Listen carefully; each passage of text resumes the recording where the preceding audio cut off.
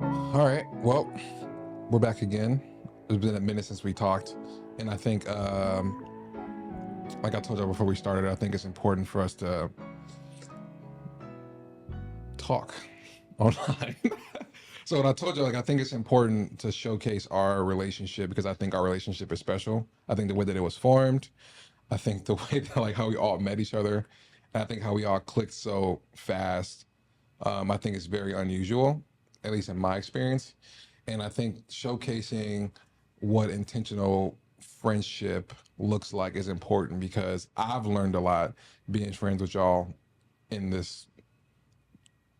I mean, probably a little bit over a year now with the Wolfpack, being undefeated and doing their thing.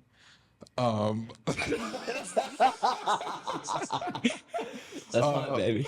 oh my god, you got something to say? You want to let yourself off? Pause. Damn, that's crazy. That's crazy. Hey, he tried to set me up, bro.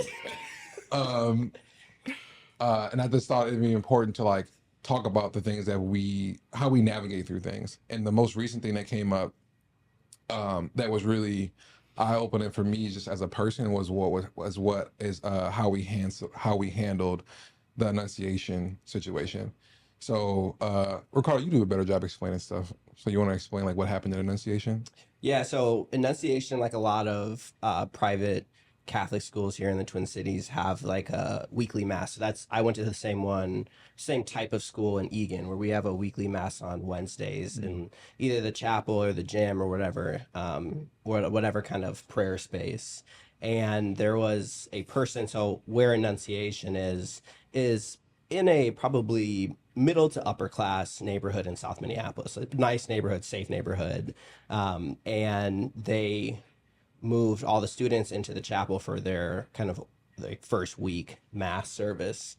And the active shooter came by the glass windows on the outside of the church and just shot all into the church. And I think it killed at least, I think, two kids. I think two kids had died. One kid is still in critical condition. I think one kid actually just came out of critical condition, but is, from what I've heard, has been like scarred for the rest of her life with different like bullet shells that like have gone across her forehead. So it's tough, especially as you think about school security, because the school, so like when I was going to the same type of school, schools were open, like you could walk in and out. We had cameras, but nobody watched them. But now in kind of this new age, you lock everything. And my mom works at a high school, and when I go to see her, it is impossible to get into the school. You have to go through like two locked doors just to get into the school, or call somebody to come get you out. And that's the same thing that it was with Annunciation, except for now, like, how do you protect kids when people shoot from outside, right? So that's what happened. And unfortunately, people in the neighborhood just heard the shots, and like I said, it's a safe area, so it's just a really unique thing. And police showed up quickly, and the shooter took his own life. So that was the end of it. But Yeah. it obviously had a lasting impact on our community. Yeah. It had a lasting impact on our community, and I think we all dealt with it very differently. And I think that's where, you know, air quotes conflict came in within our relationship, but we didn't know it until somebody said something, and I was the one to deliver that. So, and I think what I realized in that situation is that trying to deal with conflict in friendship is really difficult, especially if your friends don't know that you're dealing with something, and it's important to say something. So when the thing with Annunciation happened, I had a really, really hard time. And I realized it was the first time I had cried in a long time. It was the first time I cried without being able to control me crying. And there were so many layers of like my pain that were so unexpected that I didn't really know how to deal with it. Now, when it had happened, I found myself unknowingly looking for help from people who I kind of expected to look out for me. And it was the first time I dealt with that because this kind of new realization of identifying my feelings and emotions is new for me because it's something I've been working really hard on for myself. And then I think me working on it within myself, it automatically kind of goes into like the relationships that I have with the people that I care about.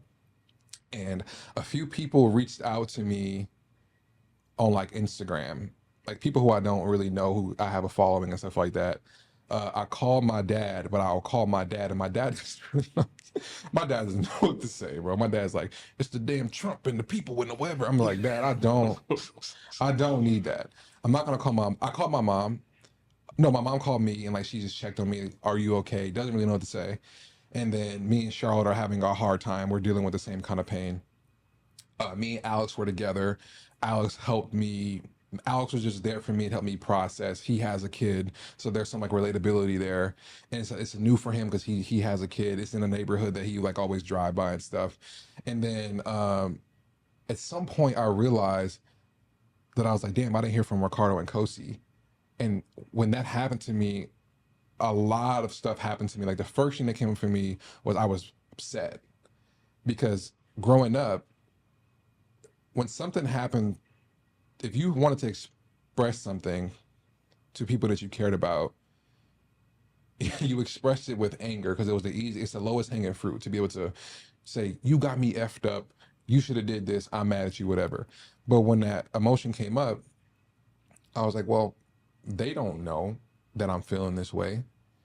And oh, I'm actually not hurt, I'm sad because they didn't check up on me, like they didn't look out for me. It's like what I was processing in my head. And I sat there and I thought about it. This is the night before. And then the next morning I woke up, I was like, oh, I still feel sad. Okay, so this isn't something I can't get rid of. So what am I going to do now? I still didn't know how to say anything because I felt like maybe a punk, or I felt like I don't know how they're going to receive it. Am I being soft? All these things. And then you had texted something. And I was like, well, this is my way in. You know what I'm saying? Like, I'm going to just say something. And then I said something on the lines of, hey, I don't want you guys to think that I'm mad, but I am hurt and I want to express this to you. And I started to say something like, be careful with how you respond. Because then I was like, if I say that, I think it's going to set the wrong precedent of like what it is that I need from them, which is I don't know what I need from them. I just think right now I need to be honest. And when I said that to you guys, it was like, oh, we're gonna see what happens. Mind you, I've never done anything like this in my life, ever. If I felt something towards somebody who was like I thought was a friend, because mind you, like people don't get close to me, but you guys are like really close to me. Pause. So it's like, so it's like, all right, I'm gonna risk our friendship now. That's what I'm thinking in my head because I feel something and I think I have the words to say it, and I think it's going to land safely. But now I'm going to see. Before I go on like the rest of like what happened, where were you guys at when it came to how you processed what was going on? Um, no, actually no. So once that text landed, where were you guys not like physically at, but how did you receive it once I sent it? Anytime I get something like that, I think the first thing that I do is try to press pause, because regardless of whether you're right, I'm right, if nobody's right, I think it is sometimes in my nature, and this has actually been amplified since I've graduated or gone through law school, to try to refute whatever the person's saying. And it's just like, it's like a natural reaction, like where I'm like, oh, well, like I was doing this and that's, you know what I mean? Like my brain starts to calculate things like that. But that's not, that comes off as one, defensive, and two, most of the time when I receive like constructive criticism from people that I care about, it's not coming from a spot, or when somebody's telling me that I've done something to hurt them, it's not coming from a place that's saying that like I'm a bad person, or you know, I maliciously did something to somebody. It's coming from a place where it's like, hey, I love you, I know you love me, this is something that happened and I don't want to, you know, leave it unspoken about so that it festers and turns into something different. So when I got your text, I think I was getting ready for work and I read it, and just took a second to kind of think about everything. Something that you said in there too is that Kosi and I don't have kids, and so you in your own way, like gave us grace in that like, hey, you know, obviously as members of, you know, the larger Twin Cities community, like we're all impacted by it, but people who have children who go to a similar type school or who are of that age, I think, you know, are obviously more impacted by it. And so sometimes it might not occur to us as people who don't have kids to reach out, you know, and check in on that. So I thought about that, and I thought about the impact that I would have if I was in your shoes. You know, I had 3 young children who, you know, went to a similar type school in the Twin Cities, and how that would impact me, and then what I would look for my friends to, you know, be supportive. And I thought about that, and I was like, you're 100% right. You know, that this was an opportunity for, at the very least, us just to text you and check to see like how you're doing and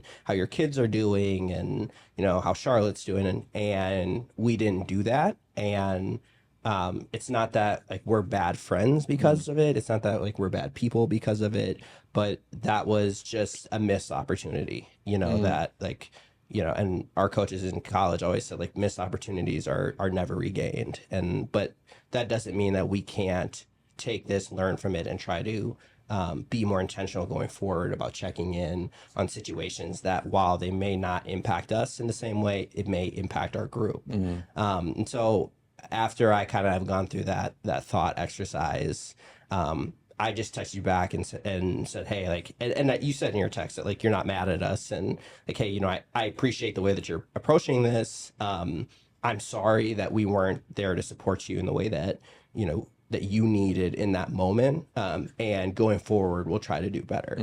And I think I'll let Kosi weigh in here in a second, but I think speaking to you afterwards, one of the things that made me sad about what you said was that like you approached it thinking that our friendship was at risk, right? And what I try to tell people, and I think what I said when I talked to you on the phone later that day, was that I would be more upset with you if you felt this way and didn't tell me, versus you just being honest, you know, because when you hold those types of things in, it shows up in other places, right?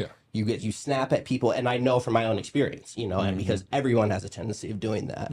So I think that like that your approach to that made me sad, that you feel that way. Not, of course, it's not like your fault, but it made me sad that, you know, you were weighing whether to tell us, because if you did tell us, you think that like we wouldn't want to be your friend anymore. Which, you know, I hope that based on both of our responses, that you know that, you know, we're open to hearing, you know, when we've messed up, and I mean, our goal is to continue to be friends, and you know, and make sure everybody's taken care of. Yeah. For me, it was a mix of emotions, I'd say.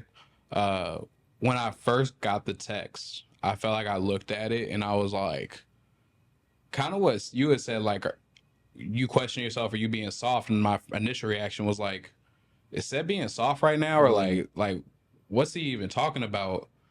And I think just something I've learned from you a lot since we've met is, it's weird to say it, but like I think of you as like, you're a man's man. Like you're not soft or like fruity. I don't even know if that's the right way, but like I look at you like we're equals. Like we're both equally kind of the same kind of man. And when I read that, I was like, oh, Seth's being kind of soft. But then when I started thinking about it, I was like, he's being vulnerable and telling us how he feels, and also using his words, which when you say that out loud, it sounds soft, but it's kind of like stereotypically soft. And I think this kind of even goes to like a bigger thing. Like you and Seth and I just had a conversation a couple days ago about a lot of the content he posts on Instagram is about him putting his ego aside to help his wife and his family and do things that, like, well, even though it might irritate him, he still does that for his family. And I watch the videos and I'm like, oh, Seth's being soft. But you then, like, now I'm married and have a wife, and I'll be like, I can relate to that, and I respond to that with my family differently. But Seth is really giving us the tools to like handle this stuff the right way. So I don't know if I necessarily landed on what I'm trying to say, but like that was my initial reaction. And then I sat there and thought, and I was like, no, you're right. Like we should have checked on you. Um, but on top of that, like I was also thinking about my own just reaction or response to the whole shooting itself. Mm-hmm. Cause like when I got the alert about like all that stuff going on, the breaking news, I actually didn't think about you at all. Mm-hmm. Cause I was like, I saw where it was and I was like, oh, that's not, where your kids go to school. So like it didn't even creep in. I was in like a whole other direction with my thoughts and my response to it.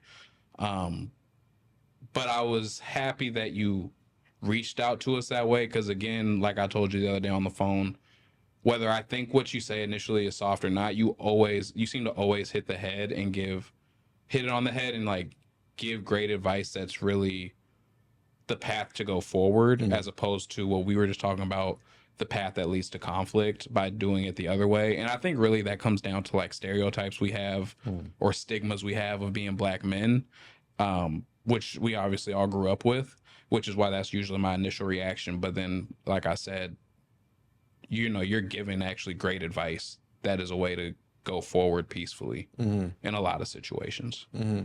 Yeah, and I think that when you think about, we were all in three really different places, and the energy that came into us from the shooting was all different. And it's like we're probably trying to process and figure out how we can talk about this thing with people that we care about. And which brings me to my next point. When you think about conflict growing up, like once something, because the thing that's interesting about conflict is like you don't know how somebody is dealing with something or like where they're at until they say something. So you go back to your point of like I was really surprised when you said I would be more mad if you didn't say something. That like threw me off. I was like, really? Like I thought I was supposed to just keep it to myself, because at the same time I was like, well, what my brain did, I was like, I'm gonna keep it to myself. And like, if they say one thing, bro, I'm gonna lose my mind. Like it was like calculated. That's what my mind was doing. I'm like, I'm a snap, and they gonna know how I feel. And if we ain't gonna be friends no more, it is what it is. I don't care. Like that's literally what my brain was doing. I'm like, yo, I gotta chill. Like I gotta chill. So that comes from, again, how I saw conflict. I remember being a kid, and as a kid, you know a lot, but you don't know how to put the words to it. Like you see facial expressions, you hear tone of voice and whatever. And I was really good at that as a kid. And I would see somebody, like my mom and them they would like play cards every Friday. They would get into fights because everybody's drinking. They plan for quarters, and like everybody out there trying to hustle, get the quarters and like make it by or whatever. And I remember just sitting there at 1, 2 in the morning, looking at my mom play cards, and like all these women yelling at each other. There's been times with my dad, they're playing dominoes, they fighting, and you can see it kind of building up. And then when it would happen, a laundry list of things that happened for over 5 years comes out. Right. And next to you, guns are being pulled out, people hitting each other with bottles and all this stuff. So that's how I saw conflict being resolved, right? So I wonder for you guys, what was that like for you? How did you see conflict being resolved or unresolved in your close relationships? Yeah, I mean, I think that I was lucky enough as a kid to not have like a lot of conflict that I saw. I mean, my parents, I think, argued like other parents would, but nothing that like rose to the level that you talked about. And while I grew up with three sisters, and they, I think, fought with each other more than they fought with me. But I was kind of like the third party, I was Switzerland in a lot of ways, right? So even in the conflict between my parents, I think that I was always pretty neutral and stuff. And so, but for me, when I was looking at my familial disagreements, even if it included me, like the reason that I said that, and in my own relationship, is because what I did see is the same thing that you were talking about. When there were issues, it wasn't like my sisters were mad at each other because they took one thing and wore it without their permission, right? They were mad at each other because they did X, Y, Z, A, B, B. You know what I mean? Yeah. Like it's so many other things that kind of come under it that I just started to see, like, I don't want to deal with things that I have no idea that's coming up, right? So if I did something and you say something to me right now and we resolve it, we can move forward from it. But what frustrates me in conflict is I did something and your response is 10 times what it should be because there were so many other underlying things that I didn't even know that I did. That's like, that makes me mad, right? Because I'm like, well, all I did was, this small thing, and you're yelling at me about this. So my response to that, like what I said earlier, is to start to litigate everything. And I'm like, well, how the hell am I supposed to know that you were upset about this if you didn't tell me? Now you're mad at me about this because I had no idea. And then instead of it being like hey, you did this and here's my reaction to it, then now I'm like pissed. And when I get mad, I start to lose sense, and then I'm litigating it, Yeah. and I'm I think I'm pretty sharp witted, and I'm good in an argument. So like it doesn't. You're a lawyer. It doesn't. It's just like I'll argue around the issue, and like I have an ability to argue against people, and like I said, like litigate stuff. But then nothing gets solved. I just like in my mind win the argument, but you're still mad, and I'm mad, and in some ways I'm like, yeah, I did that. So you know what I mean? So that's I think where it comes from me. I didn't see that type of conflict growing up, and I think I'm really lucky about that. But it's all just from more observations that I've had from things happening within my family. Yeah, I think I grew up similar to you said, not in the sense of like the environment. Like I grew up in Eugene, it wasn't the hood or anything like that, but as a like there will be things that are going to build up, and I'm not going to say anything until I say something, and when I say something it's going to be a big blow up. So and I think that kind of is what led to my reaction to your text, going back to the previous point. And I would say that's probably why when you talk about that stuff, it's you giving me the tools to kind of work through that or navigate that. Because when I grew up, I wouldn't say I grew up in crazy conflict, like similar to Ricardo. My parents would argue like everybody's parents argue. But I'm thinking about like with people I grew up with, or how quick I'd be to want to fight my friends or something if they did something I didn't like, or you're talking about me so and so, like it's not going to come up like, hey, you irritated me, or you said this and it hurt my feelings. It was like, F you, like we're going to fight and we're going to get this off, and I'm going to tell you about that whack thing you did like 2 weeks ago too when we were at the park or whatever. So I grew up, I think, the same way, and I'm trying to kind of learn tools to handle that and react differently, now. Yeah, and I'm so happy you say that, because I think this is why I wanted to talk about this, because none of this happens unless you guys give me grace and bring me into the friendship. I feel safe. I'm hurt.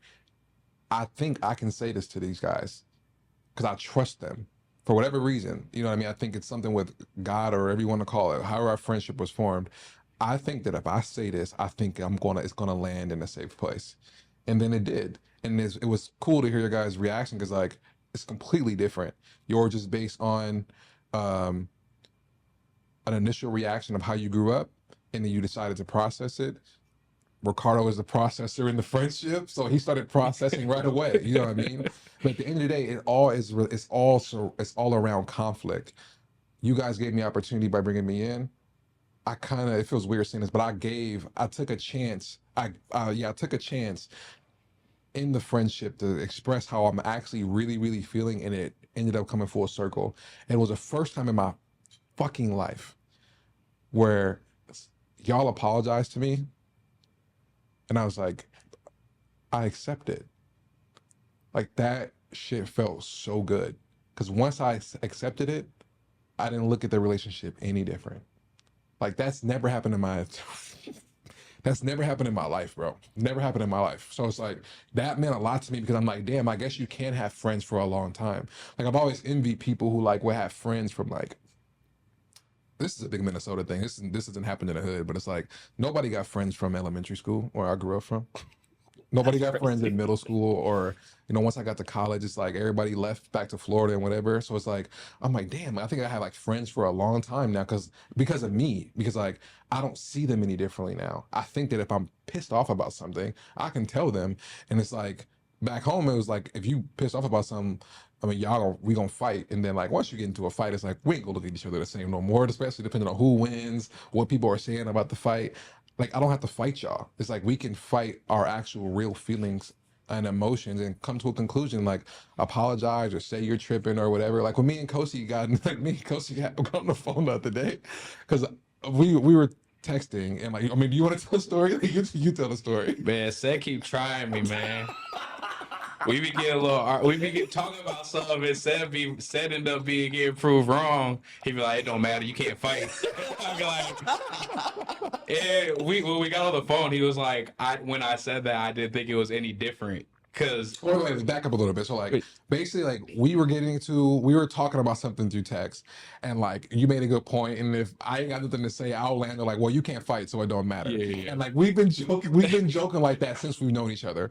And so when we were texting, I said that, and then you sent a text back, and I'm reading the text jokingly. Like the text was more sharp, but I'm like, oh, it's just like us fooling around. And at the end of the text, you said something like, I'll slap the shit out of you. And I'm laughing. I was like, and I think I said something like, I'll literally beat the shit out of you or something like that. And I'm thinking it's a joke. Like I went on with the rest of my day, and then you called me like, all right, bro, I'm about to get straight into it. I'm like, oh, okay. I think I'm about to talk about like marriage or something like that, or like something you're dealing with. But you brought up the situation of like how you felt that I was trying you. Yeah. So like first, like when we first would start hanging out, and so it was like, I'll beat the shit out of you. I'll be like, oh, ha ha ha. But like, I didn't grow up joking like that. You said that 4 times. I've been keeping track.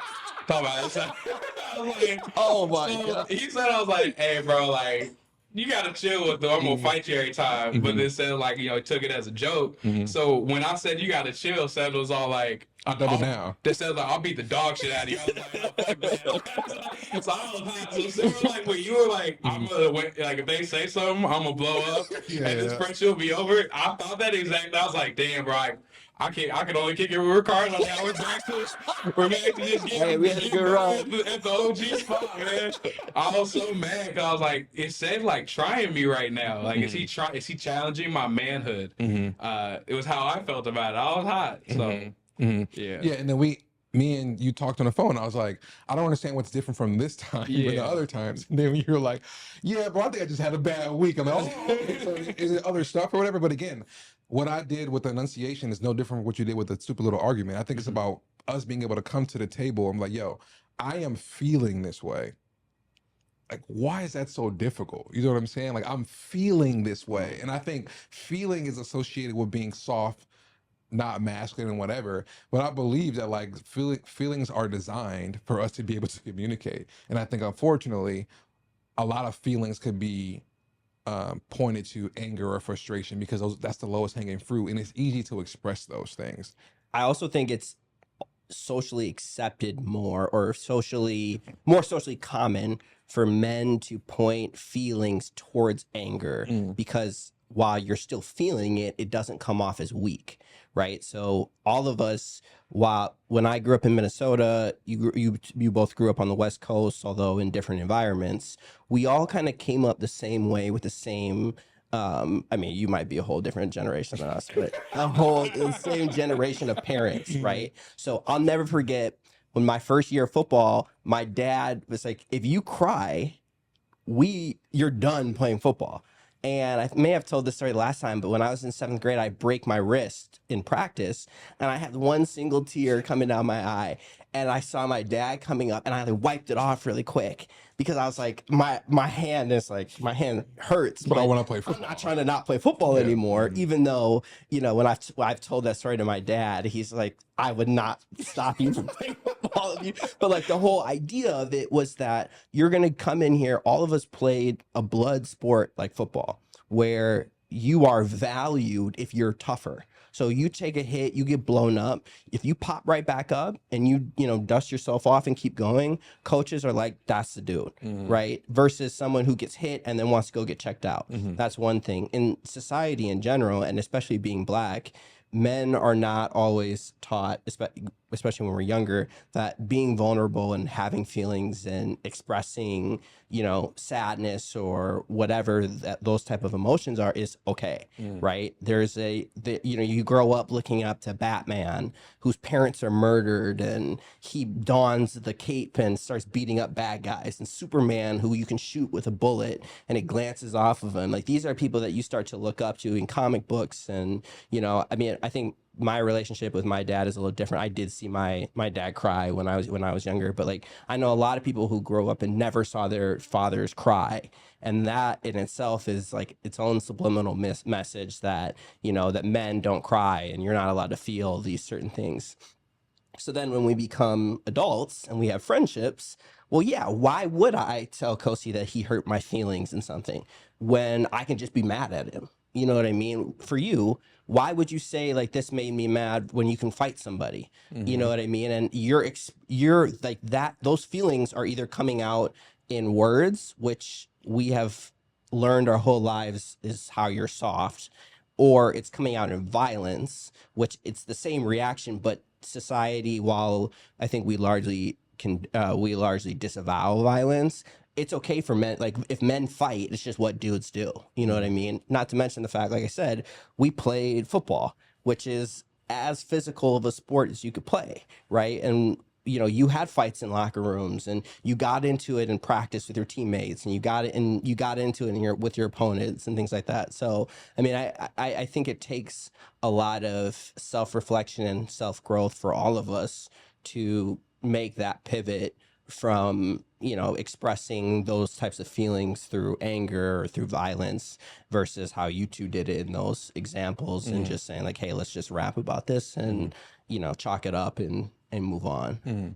Why do you think it's hard, like the process though, is like to accept that feeling is something that's normal and we should be able to talk with each other amongst those feelings? I mean, similar to what Ricardo said, you grow up, you fight. Like, I was thinking, like, says the only one here with kids, but like growing up, you had to learn how to fight when you were a kid. You know what I mean? You talking about like it's okay for dudes to get in a fight. I play basketball at a park every weekend, and two dudes were there. I play with them often. They're best friends. I saw them get into a fist fight, and it was normal. Like, they were jawing back and forth. Bro said, "Nah, forget that. Like, if you gonna talk like that, put your hands up." And there were some people there that were like, "No, no, no, don't fight." And there were some people there like, Get it "This is over what with. brothers do. Like, Yeah. they gotta get it out. They gonna get it out." And so they fought. And ironically, I went and seen them later that day, and they were cool. They were like, "Yeah, we fought." Like, I had left. They were like, "Yeah, we fought for like another 20 minutes, and now we're cool. Like, we were able to squash it." And I think even now, like, someone just asked me, my wife just asked me, like, when we have kids, are you gonna teach them how to fight? And I was like, duh. It's like, it feels like that's just something you need to have. You know what I mean? At least from our generation, you need to know how to fight. Like, we were part of the generation, if you got beat up, your parents are gonna take you back to get your lick back. You know what I mean? So part of me wants to say it's part of our generation. I don't know if it's necessarily part of just our culture. But that's just how we grew up. You had to be able to fight, and that was how you express yourself. And it felt like that never was something that had to be challenged or changed until it got to the point where, like, all right, you're grown now. Like, there could be serious consequences for you fighting if you fight like the wrong person or in the wrong situation. But like, we don't talk about conflict resolution until it's too late, until we're already halfway through our development, and we're already like we said, we all play football. We were all lifting weights at 14, 15. We were walking around streets as kids, but looking grown. And we're thinking we can just fight anybody, when really, like, that fighting isn't necessarily socially acceptable. Exactly. Yeah. But like, we don't talk about that until it's too late. Yeah, I think that's a really good point. Like, we're talking about things before they're too late. And I think we don't talk about things because we're not willing to put it on the table. Like, we arrived to a solution, and the solution was accepting an apology. Like, I guess my thing is like, is it really hard to accept an apology when it's given, because we don't really know if like how it was presented is authentic and real, or is it that the person giving the apology or the person giving how they feel, the delivery is terrible because they're not processing like what it is that they're feeling and knowing how to identify it. So if I would have hit you guys up like, y'all y'all out of pocket for not checking up on me, I'm pissed off, like how could y'all do that to me? That's way different than what I said in the beginning. It probably would have been received differently. You know what I mean? I don't know that. Like you can say one thing 100 different ways. You know what I mean? And like I think it's important for us to have resolution after conflict is being able to choose the way that not isn't, right, but that is true, and then being able to pick the words to deliver it to the person on the other end. Because if I would have said it the wrong way, like if I would have went with like, I don't care that I have this tight relationship with them. They got me messed up. I'm gonna let them know how I feel. Figuring out like how I feel is there's so much that goes into that one little phrase if you really think about it. Like I feel a lot of things. One of them is probably right. You know what I mean? Like one is right. All the other stuff tied to it could be from something that happened with me. Like with you, you said like I had a hard week. Like I'm probably wrapped up in that because it was no different from like what we were doing the past like 2 years that me and you known each other. So it's like in order to come to a solution after conflict, it feels like the only way to be able to do that is to be able to process like what it is that you're really feeling, and hopefully you have somewhere that it lands in a good place amongst the person that you want to like communicate it to. And I'm wondering like how could someone take that from what happened with us? Like I was willing to say something, and I think I was willing to say something because trust was built within our relationship. Nothing to the extent, like there was nothing that happened at the level of which I felt like hurt by you guys with that, but I was willing to share it anyway. Like how do we eventually get to that point where we can share the enunciation thing, you can share the you try me thing, and then we're just waiting on Ricardo to share his thing whenever whenever it comes up. I got something in the chamber.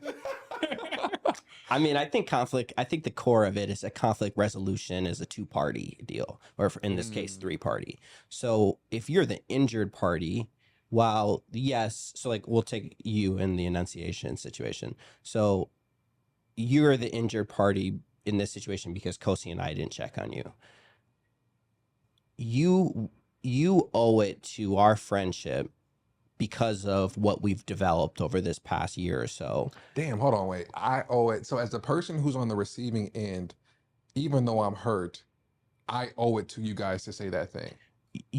No, let me be clear. You owe it to us to say it in a way that is still respectful and is still with the intention of solving the problem, right? So you're the injured party in this situation. If you would have come at us and said, hey, you know what, like you guys really fucked this up, and I'm like, you guys like are bad friends, and you're this, that, and the other, and I don't, want anything to do with you. You're expressing how you feel. You have a right to feel that way, but you're expressing it in a way that is not productive for our friendship to move forward, right? And so if your end goal is to make yourself feel heard and have our friendship grow and continue on, then you owe it to how you approach the situation to do it in a way that is productive.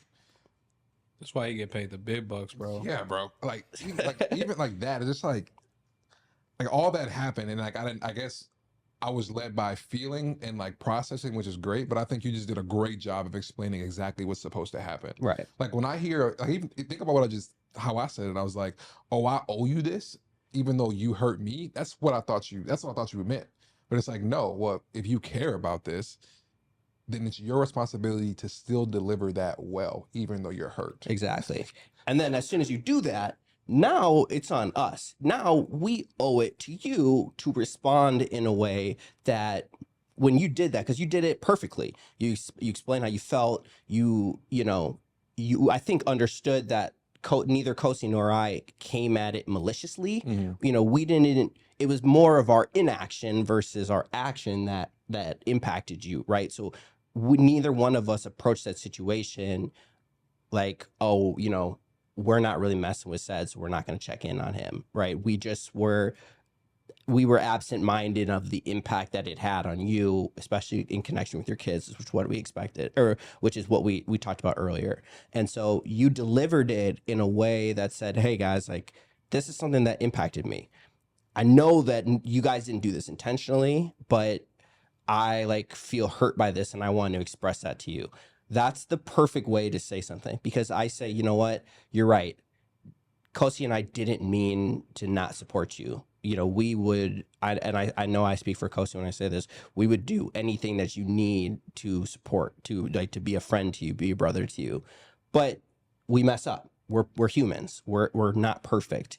And we can't always be there for everybody in the way that they need it, especially without us knowing that you may need it, right? Mm-hmm. I think Kosi said it earlier, like, if it was at the school that your kids were at, I think both of us would be like, oh my God, Yeah. like, we got to do, you know what I mean? But there was a disconnect there. So now, but you explained it in a way that like very clearly articulated how you felt. Now, Kosi and I owe it to you, because our goal in that situation, again, similar to what I was saying, your goal should be, is to make you feel heard, to make you feel better, and then to make our friendship grow and move forward. Mm-hmm. Right. And I think when you have two parties that care about each other, that want the same solution, which is everybody feels good and nobody feels impacted, then that should be an easy deal, right? We both owe it to each other as part of our friendship. It's a two-way street. Mm-hmm. And I think the issue that a lot of people have is that they approach it as the injured party without the foresight of thinking about how things move forward from it.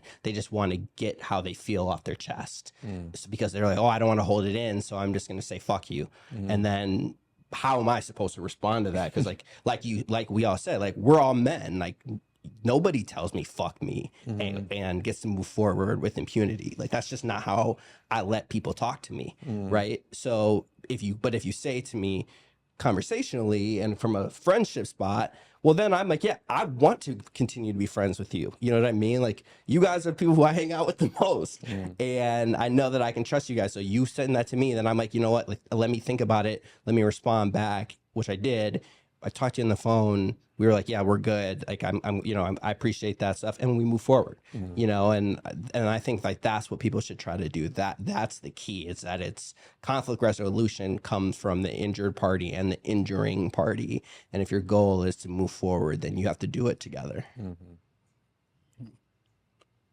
I say for me, it's really hard to discuss this topic, because I feel similar to you said, that like, you had that first experience of like, I have a friend group that really hurt me and frustrated me, and I'm trying to figure out how to bridge this gap without just saying, you know, fuck you guys, like, we're not friends no more. And I'm sitting here thinking, like, can I draw back on an experience where I've had something similar and we talked it out? And I don't think I really have. Yeah, me neither. And so, like, we're sitting here talking about it, and I'm like thinking, I'm like processing my emotions and my thoughts like right now. And I feel like it's just hard to express how you do that, like, with other men. Yeah. You know what I mean? Like, I've had friends that, like you said earlier, like, they pissed me off. They did something that really hurt me, and I was like, you know, we're gonna fight. You know, and sometimes we fight and sometimes we don't, but like, the relationship has never been the same afterwards.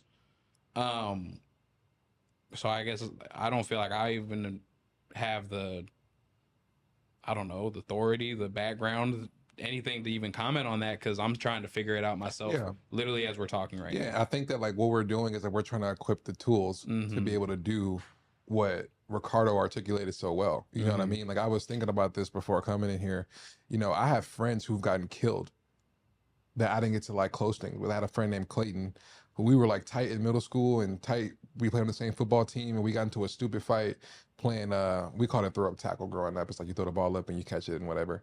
And we got into a fight, and like, so we ended up fighting. We're on the ground fighting, and like, he wanted me to guard him. He said, come guard me. And I'm like looking back at the ball, and he clocks me, right? And then we start fighting again. And then a couple months later, he ended up getting killed. And he was like one of my close friends. I had another friend named Tehran in high school. We were tight all in the summer, all through school. We got into a he said, she said thing. We ended up fighting. He got killed the next year. I didn't close that door, but he was like he was my friend. It doesn't matter if he's close.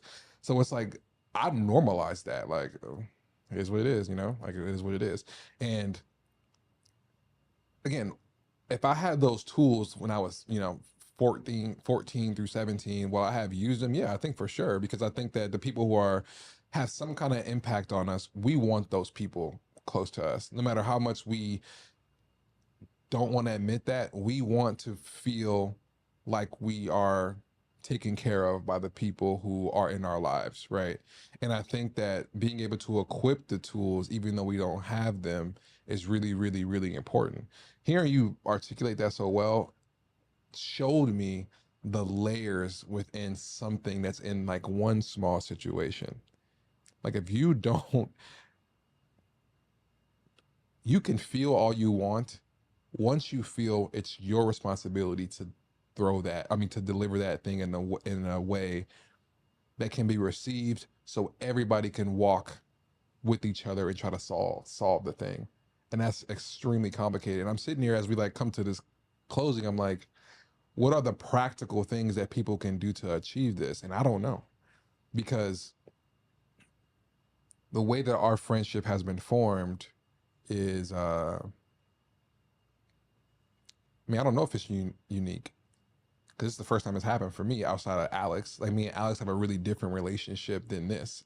You know what I mean? Me and Alex was built through work and like kind of peeling the layers back, because me and him are a lot alike, and we're different races, and like he was single, I was married. He saw, our relationship is a lot different, but it's still as close. When I think about us, I'm just like,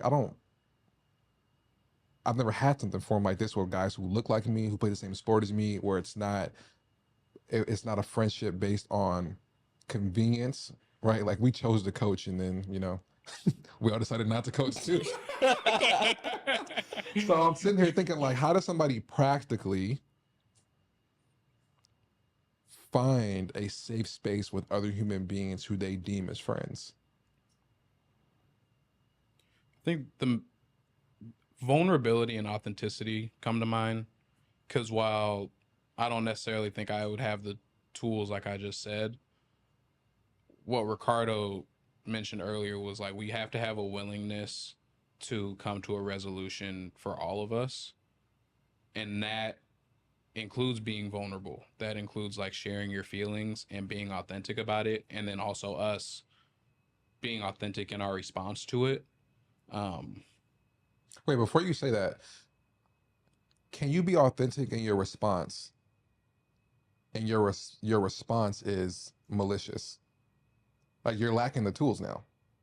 So, you're willing to say something because let's say you're just choosing anger, and now you're just pissed off and you're saying how you feel. Is that still is that responsible?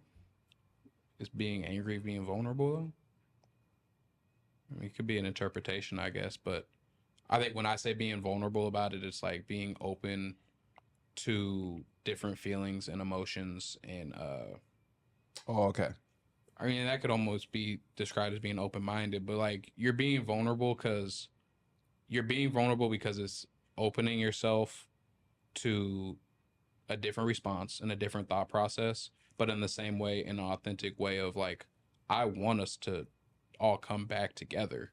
So I'm gonna be vulnerable here. I'm gonna try something new. I'm not gonna just snap on you. I authentically want us to be friends. Yeah. So let me take a step back. I'll be vulnerable with you and tell you how I feel. Because like you said, my first response would have been, "Oh, it says being soft. Like, oh, forget you, bro. Like, buck up, bro. Man up."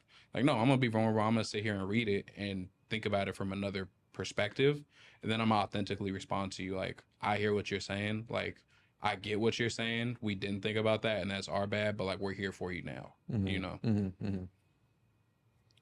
For me, I think it just depends on who the friend is, frankly. Like if you're out there and you have a bunch of friends and you're trying to figure out like, cuz I'll tell you, it's hard to do that because it's human nature just to respond immediately, and like to like what your question was, halfway through what Kosi was saying, like, is it authentic to respond maliciously? I think it might be the most authentic thing because it's what you're feeling right now. You know what I mean? It's not filtered. It's just exactly what you feel. And so I think that, like, for me, it just depends on who the person is and what the type of our friendship is. You know, my favorite movie is The Godfather, and a line that always sticks with me is like, never let anyone outside the family like know what you're thinking. And that's a lot how I approach my life, right? So I have lots of friends, and if I had a friend who like didn't check in on me, or if I had a friend who said something out of pocket that like I didn't really care about, I might just let it go. I might not say anything, or I might snap back at them. You know what I mean? Because at the end of the day, like if I look at our friendship and I don't really care about moving forward with it, if it doesn't, like if you're not really my good friend, then I don't necessarily need to put the effort in to approach resolution in the way that I would our friendship, right? So like I think the first thing you have to do is evaluate whether or not this is someone who you think is like either essential to your life, or what type of friendship do you have? Because I have friends that I don't want to lose, that I hang out with on a semi-regular basis, but that is at an arm's length from me. So they don't, you know, they think my life is great. They don't hear about any of the down stuff. Like, you know, we might golf and see them all the time, but they don't hear about the issues that I have with my familial relationship, my personal relationships. They don't know when, you know, I'm struggling with my mental health, because I don't open myself up to that side. And so if we have conflict in that situation, I might not even say anything. I could just, you know, fade out, or I could just move on, because it's like, well, I'm not that good of friends with this person in the first place. So I think that's always like the first thing that you should think about as you approach conflict. Like, what are you looking to get out of this?